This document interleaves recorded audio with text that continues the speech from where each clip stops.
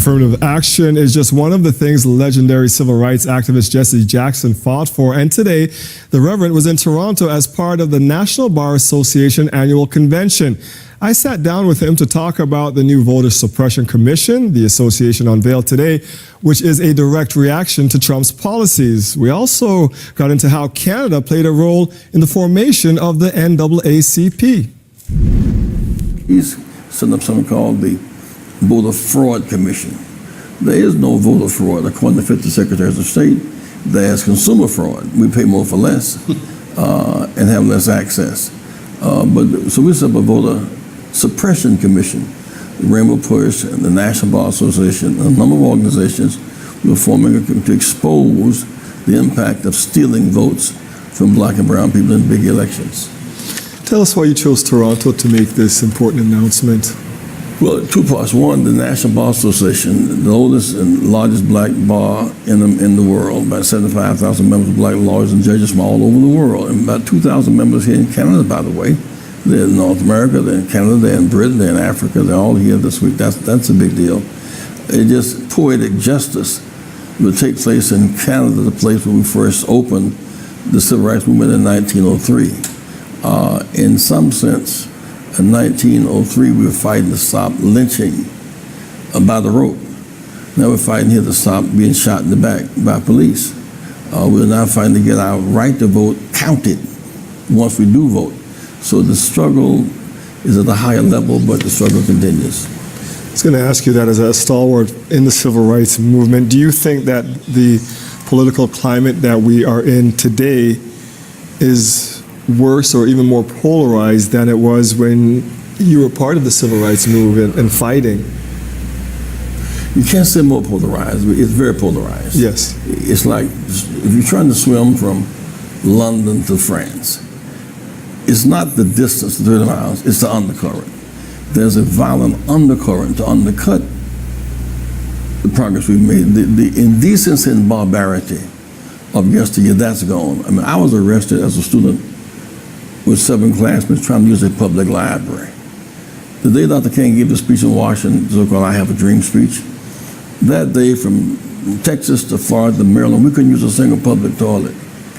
Black soldiers sat behind knots at prisons of war on American military bases. Barbarity. We couldn't use the same water fountain, the same toilet.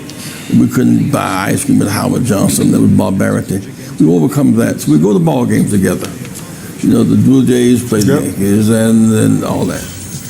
But when it comes to we're free but not equal. When it comes to equal justice and equal opportunity, that's where the disparity sets in. And now you're having Trump an attempt to arouse the fears of many whites, unfortunately.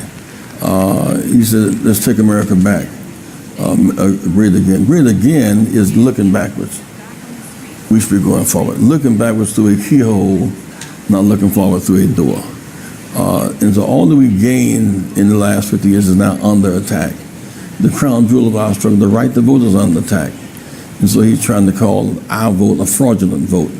That's not the truth. He calls affirmative action to affirm that which was negated and taken from us, reverse discrimination.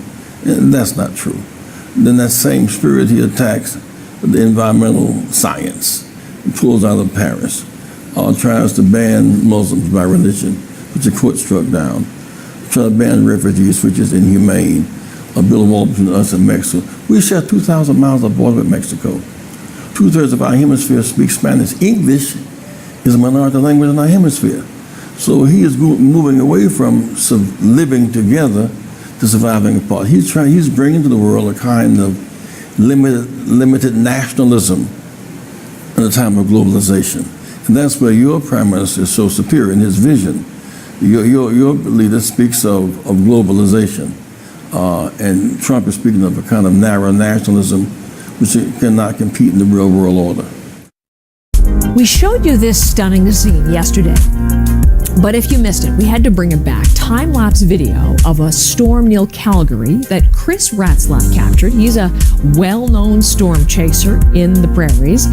And that beautiful scene has turned into a case of art imitating life, because remember, we also showed you this. Artist Jay Bigham at work, taking that scene and bringing it to the canvas as as he gets his creative genius working there. Well, those images got a lot of interest from you. So we are reaching out to both of the gentlemen to find out more about not just those works, but a whole new project that has taken off as a